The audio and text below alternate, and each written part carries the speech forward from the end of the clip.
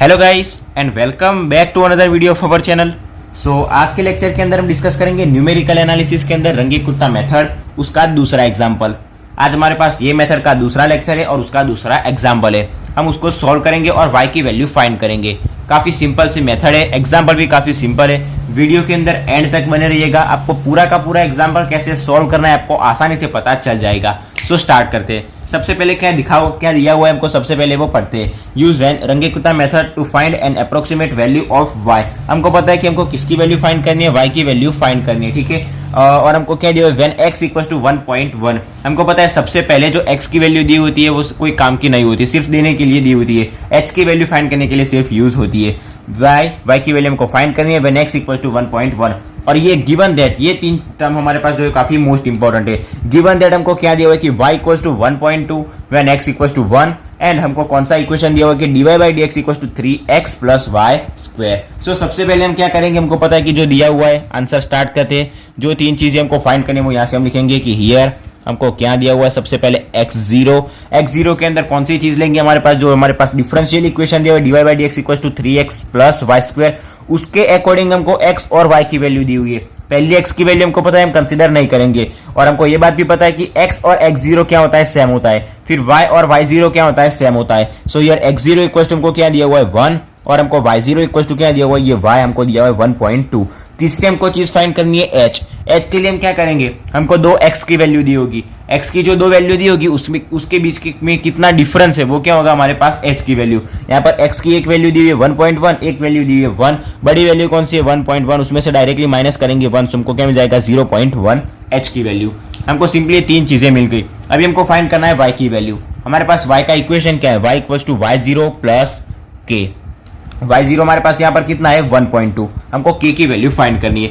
अभी हमको k का फॉर्मूला भी पता है, इसके पहले के लेक्चर के अंदर हमने देखा था कि k equals to k1 plus 2k2 plus 2k3 plus k4 by 6। So हमको चार k की वैल्यू फाइंड करनी होगी, k1 k2 k3 और k4।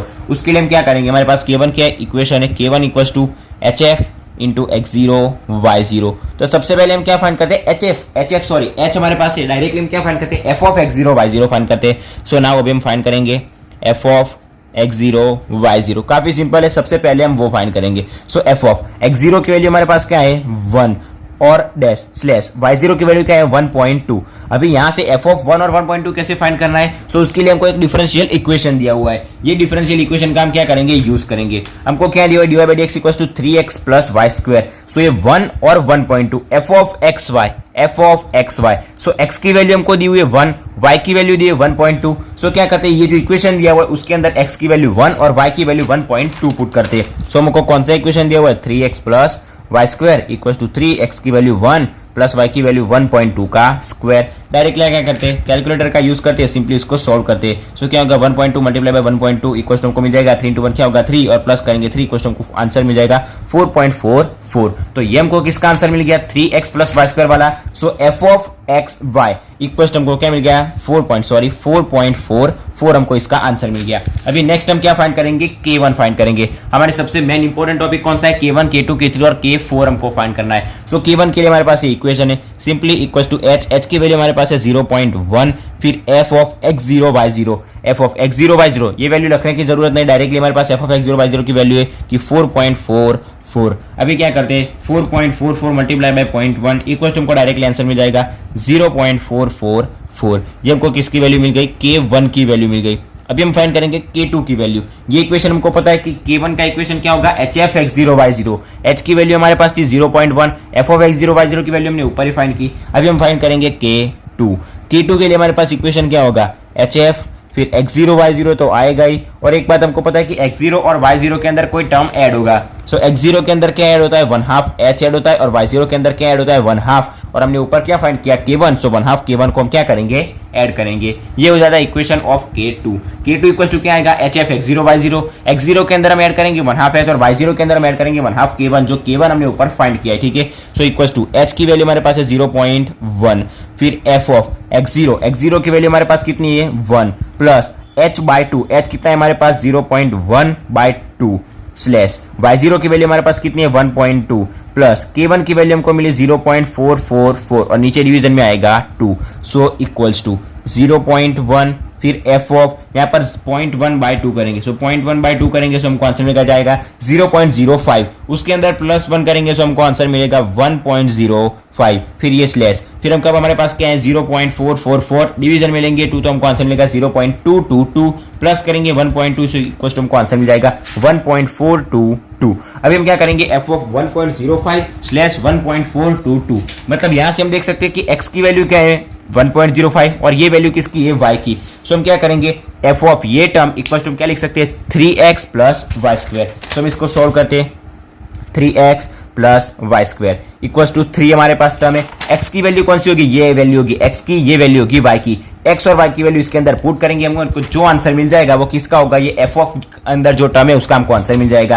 फिर x की वैल्यू हमारे पास कितनी है 1.05, सो 1.05 प्लस y का स्क्वायर, y की वैल्यू कितनी है 1.422, उसका हो जाएगा स्क्वायर। सो हम क्या करेंगे 1.422 उसका डायरेक्टली कर देते स्क्वायर इक्वल टू हमको क्या मिल जाएगा, इसको मल्टीप्लाई करते 2.022084, 3 मल्टीप्लाई बाय क्या होगा 1.05 इक्वल टू प्लस करेंगे इसको 2.022084 इक्वल टू ये हमको उसका आंसर मिल जाएगा 5.172084, सो इक्वल टू 0.1। अभी ये हमको आंसर किसका मिला, ये एफ ऑफ वाले टर्म का, सो 0.1 वैसे का वैसा रहेगा और ये टर्म का हमको आंसर मिल गया 5.172084।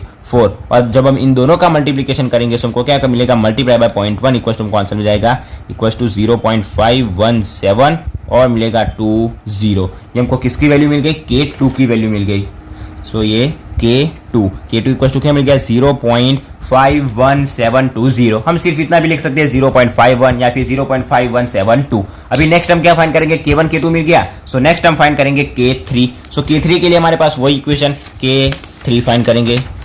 सो नाउ K3 अभी हम फाइंड करेंगे, नाउ K3 इक्वल टू क्या होगा HF हमको पता है, फिर x0 और y0। x0 के अंदर हमको पता है क्या ऐड करेंगे 1/2 h ऐड करेंगे और y0 के अंदर हम प्लस क्या करेंगे 1/2 लेंगे और 1/2 के अंदर क्या ऐड करेंगे, अभी आगे हमने K2 फाइंड किया सो हम क्या ऐड करेंगे y0 प्लस 1/2 K2, जो हमने आगे K फाइंड किया वही हम y0 के अंदर ऐड करेंगे। सो इक्वल्स टू h की वैल्यू हमारे पास कितनी थी 0.1, फिर आएगा f ऑफ x0 की वैल्यू हमको आगे मिली थी, x0 की वैल्यू हमारे पास थी 1 प्लस h की वैल्यू 0.1/2, फिर y0 1.2 प्लस सारी वैल्यू यहाँ पर हमारे पास है ऑलरेडी, डायरेक्टली हमको इसके अंदर पुट करनी है 0.5172 और नीचे डिवीजन में क्या आएगा 2, सो इक्वल्स टू 0.1। इन सब का क्या करेंगे 0.1/2 प्लस 1 करेंगे, सो इंटू एफ ऑफ हमको उसका आंसर क्या मिलेगा, डायरेक्टली देख लेते हैं 0.1/2 इक्वल्स टू प्लस करेंगे 1 इक्वल्स टू आंसर मिल जाएगा 1.05 स्लैश इन दोनों का क्या करते हैं डिवीजन, यानी कि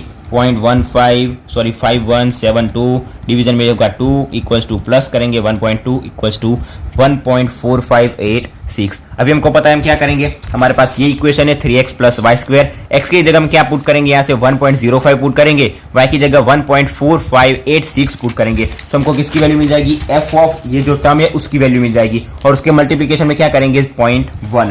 तो अभी वो करते हैं कि 3x plus y square, 3x की वैल्यू 1.05 प्लस y की वैल्यू कितनी है 1.4586 उसका होगा स्क्वायर। सो इक्वल्स टू यहाँ पर क्या होगा 3 मल्टीप्लाई बाय 1.05 इक्वल्स टू हमको आंसर मिल जाएगा 3.15 प्लस इसका होगा स्क्वायर, सो 1.4586 का स्क्वायर इक्वल्स टू प्लस करेंगे ये टर्म 3.15 इक्वल्स टू ये हमको किसका आंसर मिल गया, ये एफ ऑफ वाले टर्म का, और उसको मल्टीप्लाई करेंगे 0.1 से, सो ये हमारा आ गया डायरेक्टली इसका आंसर इक्वल्स टू 0.5277। ठीक है, सो ये हमारा आंसर मिल गया K3 का। अभी हम फाइंड करेंगे K4 की वैल्यू, सो K3 मिल गया। Now we find K4, so K4 equal to हमको पता है क्या होगा HF, फिर आएगा x0 और y0, हमको पता है 4 थोड़ा होगा, सो x0 और y0 के अंदर में क्या ऐड करेंगे, यहाँ पर 1/2 नहीं आएगा, डायरेक्टली आएगा क्या होगा x0 प्लस h और y0 plus K3। So equal to h की वैल्यू हमारे पास कितनी है, h की वैल्यू आगे हमारे पास थी 0.1, फिर f ऑफ x0 की वैल्यू हमारे पास थी आगे ये 1 प्लस h की वैल्यू थी 0.1 स्लैश y0 की वैल्यू हमारे पास थी 1.2 और प्लस K3 की वैल्यू यहाँ से हमको मिल गई 0.5277। जब हम क्या करेंगे इसको सॉल्व करेंगे 3x प्लस वाई स्क्वायर के अंदर पुट करेंगे, सो K4 की हमको वैल्यू क्या मिल जाएगी 0.63 63583, ठीक है। ये वैल्यू के अंदर ऊपर नीचे थोड़ी सी वैल्यू हो सकती है तो चलता है, ठीक है, कि 6358 की जगह 593 आ जाए, कोई भी चलता है, ठीक है। सो ये हमको किसकी वैल्यू मिल गई, K4 की वैल्यू मिल गई। अभी हमको पता है क्या फाइंड करना था, K1 K2 K3 K4 मिल गया। सबसे मेन इंपॉर्टेंट y का इक्वेशन क्या था, y0 प्लस k, तो उसके लिए हमको फाइंड करना पड़ेगा k। सो नाउ अभी हम फाइंड करेंगे k की वैल्यू। k इक्वल्स टू हमारे पास इक्वेशन क्या था, सो K1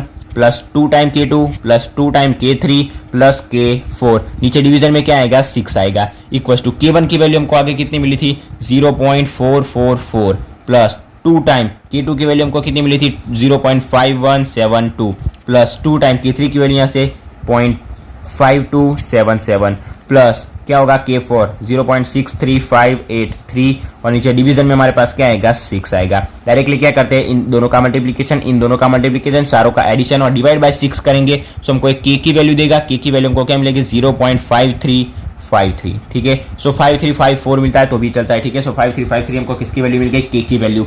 हम सबसे पहले फाइंड किसकी वैल्यू करनी थी, y की वैल्यू। सो y इक्वल हमारे पास इक्वेशन क्या है y0 plus k। So equal हमारे पास y0 की वैल्यू आ गई थी 1.2 प्लस k की वैल्यू 0.5353। सो हम क्या करेंगे 1.2 के अंदर प्लस करेंगे 0.5353 को, इक्वल हमको आंसर मिल जाएगा 1.7353।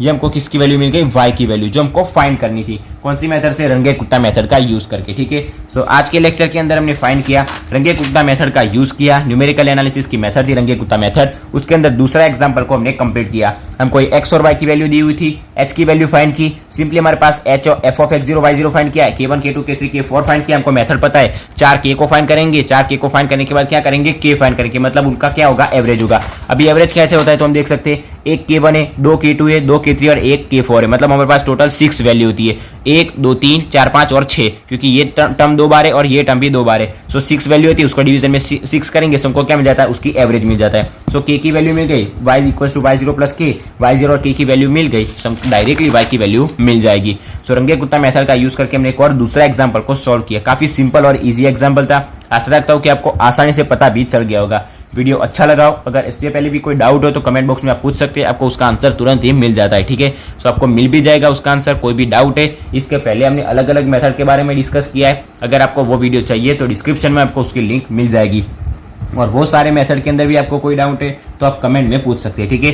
तो ये वीडियो यहाँ तक कंप्लीट होता है। रंगे कुत्ता मेथड के हमने 2 एग्जांपल कंप्लीट किए, दोनों के अंदर आपको आसानी से पता चल गया होगा। वीडियो अच्छा लगा हो तो वीडियो को लाइक और शेयर जरूर से करना, और अगर चैनल पर नए हो तो चैनल को सब्सक्राइब भी जरूर से कर देना। So thanks for watching guys.